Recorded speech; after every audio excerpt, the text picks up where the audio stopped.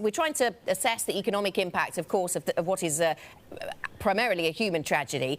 Can you help us understand, what do mild cases of coronavirus look like? Do mild cases look like just a cough and you carry on with business as usual? Or do mild cases send you to bed with flu-like symptoms for 2 weeks? Give us some insight there. Well, good morning first. We know from the study that has been published by Chinese authorities, and it was done on over 40,000 people who have been tested positive, that 80% of people who are infected have indeed mild cases. So this is fever, this is cough, very little of running nose, which may seem surprising, and this is people who may or may not really come forward to look for the medical assistance, because other 20% who go into severe and critical stage of the illness will have a problem of breathing and shortness of breath, which would require quite sophisticated intervention in helping them to continue breathing. So this is basically what we know, and that mortality ratio is about 2%. However, we have to wait really for serological studies. And we understand that some of these serological tests are being developed right now to look into the population and see how many people have actually been, how many people have been infected but have not noticed it, so they have been asymptomatic cases, what we call, or had a really mild symptoms but never went to see a doctor. So we had to see that to have a really true picture on how this virus has affected population, and then it could affect the mortality ratio that stands right now at 2%, but could go further down. Tarik, we hear over and over again the last few weeks about cases confirmed of people in countries outside of China who have never traveled to China, who have gotten the coronavirus in their own community, specifically on the west coast of the U.S. and in Italy, as well as other countries. Why is this not being called a pandemic?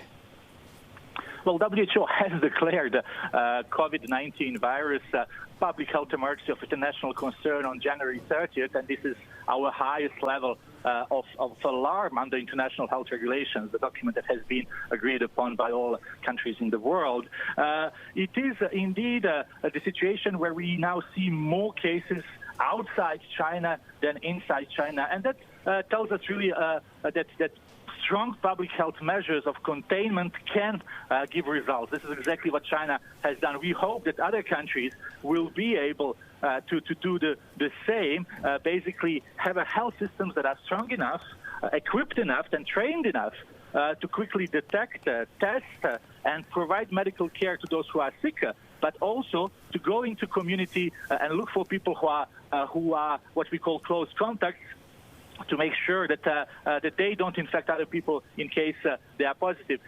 So we really need to be ready for this virus. Every country in the world, whether we call it pandemic or not, it is something that can come to the doorstep of every country, and every country should really invest in their health systems and empower health workers, because those people will be on the front line. Tarik, have you heard anything optimistic, anything positive around testing existing antiviral drugs and whether they will work here? Because that clearly would be quicker than getting a new vaccine to the whole population. So have you heard anything about repurposing existing treatments that makes you optimistic?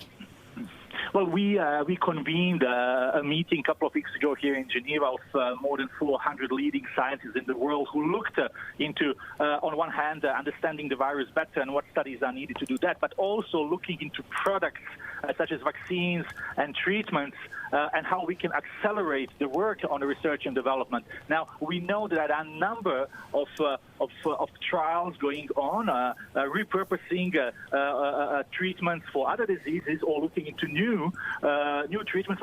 What we really want to do from WHO is to have a master protocol. This is a new virus, and whatever we test on this new virus, it has to be done in a way that respects the science and the rules of clinical trials. So we obviously want, together with scientific community around the world, to accelerate the process. For the time being, There is still no known treatment for COVID-19, but it is encouraging that lots of people around the world are working on this. What we need really is that this work is streamlined and coordinated. Are we overreacting to this a bit, Tarik? I mean, I see everybody wearing masks all over the place, afraid to shake hands. I saw a report of, a U.S. patient found to have COVID virus, went to a gymnasium on Saturday. Then they decided to deep clean the gymnasium on Monday. And surely this isn't a virus that is able to live on a wooden floor for 72 hours. Are we overreacting to this? Well, we understand that people are worried, that people are afraid. It's a new virus, but we have to provide everyone with the facts. And the fact is that mortality ratio is 2%. So it's not that everyone will die if it gets infected. In fact, as we said, 80% of people will have mild symptoms. We also have to tell people that there are more things that we know about this virus by day, and that everyone is working, as you have said, on finding solutions. So panic is definitely not something what we need. We need now science to lead us. We don't want to underestimate neither. Because it is a problem for people who get infected, obviously, and some people can go into develop severe or critical stage of illness. But really, we need all to provide accurate information to the public.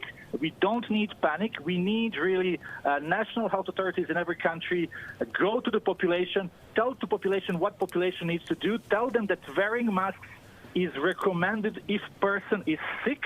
Wearing a mask help not infect other people, because person who is wearing a mask then will not transmit virus by coughing. But if people has no symptom, there is really no much use of wearing a mask, and those masks are needed for health workers and those who will treat the people with symptoms. So these messages should go out and not say, hey, don't worry, there's no reason to worry, because it is a new virus and we have to take it seriously. But at the same time, there are facts that do not really support behavior close to the panic.